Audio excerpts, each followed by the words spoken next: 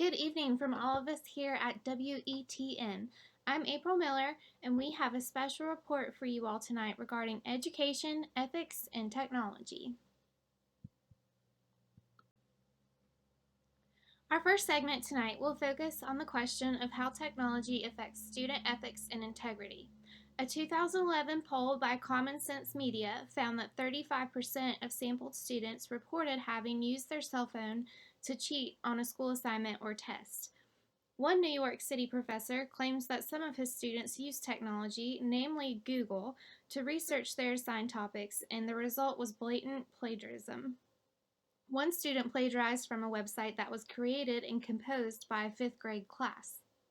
However, students across the country are not only using Google to plagiarize or cheat. A popular mobile application called Quizlet has been cited as a popular cheating aid, according to a Florida student.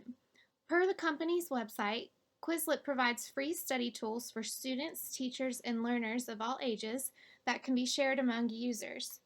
Users often upload specific homework and test questions, which can be found by other users within seconds. The University of Central Florida claims they have had multiple students use the app, but representatives of the college do not regard Quizlet as a danger to educational integrity. A spokeswoman from the University of Central Florida stated, "There are a host of different study resources online, and what's important is the intent with which students use them. Quizlet can be used ethically, but we encourage students to make their settings private so that the tools remain a resource for them but does not give others an unfair advantage." However, it seems the opinions of some students at UCF lay the blame of the cheating problem with Quizlet on the professors and instructors themselves, since they reuse questions on homework and exams. Subsequently, these questions are easy to find on the app. One student said, "If professors wanted to take time and create their own tests and quizzes to avoid students cheating and using Quizlet, they could definitely do so, but I don't see it happening too often." A representative from Quizlet responded to the claims that their company is essentially aiding and abetting students cheating and said, "Our mission is to improve education. We have millions of students and teachers using Quizlet study sets every day in every country of the world who are excited about improving their performance. Despite having over 100 million study sets created by users, only a small percentage are found to be inappropriate. We take a number of steps to actively combat cheating of any kind." It seems that Quizlet, not unlike other technology resources, is an extremely helpful study tool if used in an ethical manner. Social media allows old relationships to grow and new relationships to form with little to no effort.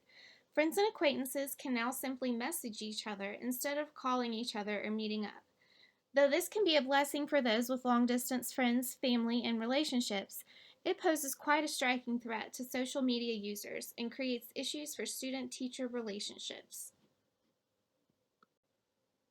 Just one example of the hundreds of cases of inappropriate teacher-student relationships fostered by social media is the case of Nicole Dufault, a former teacher at Columbia High School in Maplewood, New Jersey.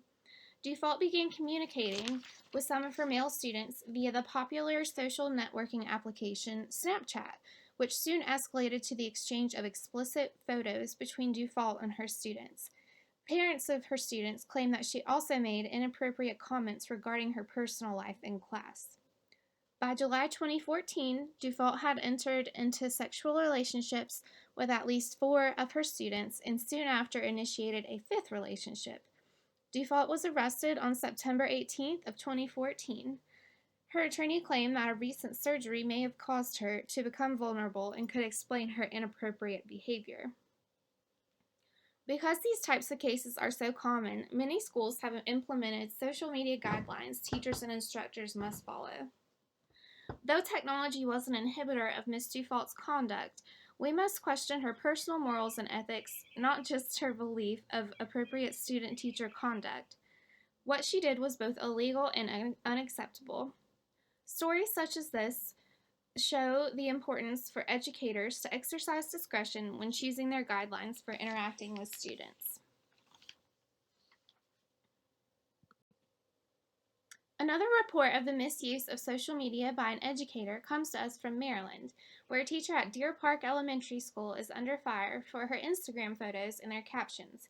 She posted one photo calling her students an explicit term that happens to rhyme with little bits, and another photo of an African American student that was accompanied by a rude and frankly racist caption.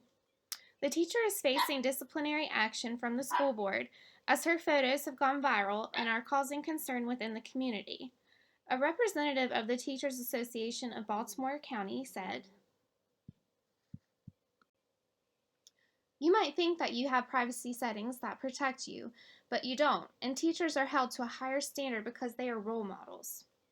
It may seem unfair, but teachers and educators are held to a higher standard of behavior than other professions and should be cautious of what they post on social media.